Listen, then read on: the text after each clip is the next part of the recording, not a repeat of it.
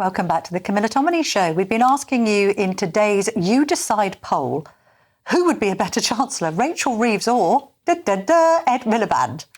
64% of you say Rachel Reeves, while 36% of you say Ed Miliband, which is not really a ringing endorsement of the Environment Secretary, is it? So that's the Your Decide poll for today. Let's move on to other environmental matters with farmer Andrew Ward, who joins me now from Lincolnshire. You came down on the train this morning and I thought, goodness me, that's an early start. Not for a farmer, Andrew. No, you that's love getting up at the crack of dawn. Love it. But at the minute it's quite dark when you get up. But it's only an hour and 20 minutes from Lincolnshire. Well, I tell you what is dark, and that's the future for farmers. We've had Minette Batters, who used to be president of the National Farming Union. She's come out with a report, and I just thought these two words really summed it up, that farmers describe themselves as being bewildered and frightened with some of the measures that the Labour government has brought in. Just talk us through where we're at the moment, because you've had your protests. I've seen you and your tractors obviously outside Parliament and all the rest of it. Not making any headway here, though, unfortunately. No, we're not making any headway with the government in the fact that they're not changing any policies. But I think we have made headway and highlighted to the government that we will not lay down and be pushed around. But also the public have really understood now what's going on with food production and farming. So I think that has been the big win for what we've been doing with these protests. How is food production? How in jeopardy is it moving forward if we have lots of family farms having to basically give up because of these inheritance tax changes? It's a real big risk, because the problem we've got is it's not profitable. And this is what a lot of people don't understand. The people that say pay your tax, they don't understand that we are making virtually no profit from producing food which keep people alive. Just to give you an example, in 2012, I was selling feed wheat for £200 a tonne. Today, I'm selling it for 160. Yeah. So £40 a tonne less, but all our input costs have gone up. We cannot carry on absorbing all these costs, and the government keep hitting us with all these extra things they're doing. Next year, we've got a fertiliser tax coming on at about £50, £60 a tonne. They're going to charge us. What's the justification for that? Well, to do with the environment and making things greener and cleaner and safer. And it's all these net zero things that are just hammering everybody, not just the agricultural industry, but industries in general. Wonder. Hello, I'm Bev Turner. Now, it can feel like the money in our bank accounts at the moment does not keep up with the cost of living. And maybe there's a solution.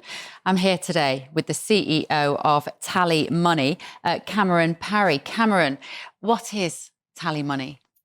Well, Bev, with TallyMoney, you get a current account and a debit card, but instead of pounds, you use milligrams of gold as your everyday money. So why gold? Gold traditionally is a great store of value. It has, on average, gone up at over 11% per annum for the last 25 years against the pound. It's tripled in value in the last decade. And in the last 2 years alone, it's increased by 50% against the pound. Banks' savings products just can't compete with that level of growth. But this isn't just about gold. This is about a currency that you guys have created at TallyMoney. Explain it to me as though I'm an idiot. So, look, people need to be able to hold their earnings and build their savings in a money that retains its value and remains in their legal control and remains theirs to access, away from government control. Great. You had me at not exposed to government control. You should feel safe and happy with your money. You should have peace of mind. The more money you see in your bank balance, and that's the type of thing we're trying to deliver, and give people choice in the type of money they get to use every day. Brilliant. Thank you so much, Cameron. Thank you.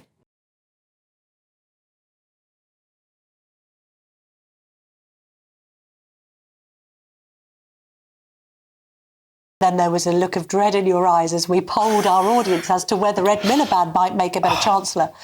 What's your analysis of Rachel Reeves right now? I mean, how much worse were things made for you with the budget?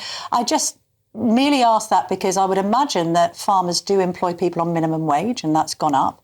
Obviously, you're not affected by the business rates thing, but you are affected by the IHT, and you got clobbered with the national insurance hike back in the first budget. So have things got worse since the autumn? Well, they have, and you mentioned minimum wage. A lot of farmers themselves are on minimum wage. You know, we're not earning big money, and this is the problem we've got, is that the government keeps saying that they're looking after the working person. They're not. They're making it more difficult for the working person. And the last budget, again, made things more difficult than the first budget did. But is there a disconnect here? And actually, Batters points it out in her report. There seems to be a lack of knowledge in the current cabinet of rural affairs.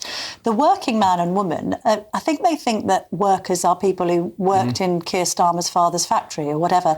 Actually, there are a lot of working class people working in the countryside, working in rural pursuits. Yes, absolutely. Are being clobbered just as much as anyone, with tax thresholds being frozen and all the rest of it.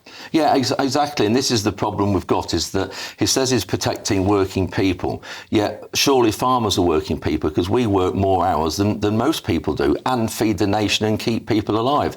And the age-old saying, you need a farmer 3 times a day. And you do, and you can't say that for many other industries. Well, especially at Christmas. Stephen Dixon on earlier, when we did the handover, was talking about, or I think it might have been Penny Smith actually, how cheap she thought the sprouts and the vegetables were in the supermarket. Now, just tell me about that with regard to food production, because admittedly, went to the supermarket yesterday, veg does still seem to be reasonable despite the fact that inflation is high on our shelves. How is that squeezing the farmer as we prepare to make our Christmas dinner on Thursday? The problem we've got is that these supermarkets keep lowering the price of all these produce, vegetables, and they're 8p at the minute. I've seen Aldi are doing things, I think they're down to 5p at the minute for some vegetables.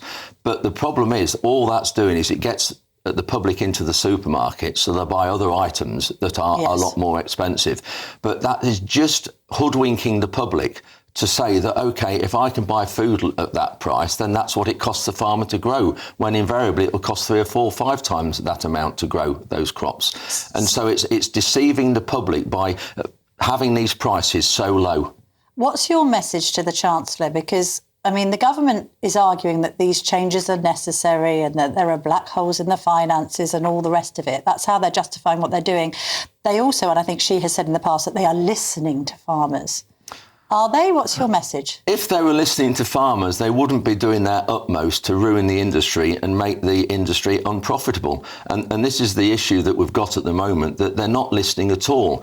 And I was at a meeting the other day, and the farmers aren't part of the discussion in the first 2 or 3 rounds. What do you mean? I mean, that sounds ludicrous. Well, it does. But when you're looking at Natural England, you've got an organisation there that looks after the environment and we have to answer to.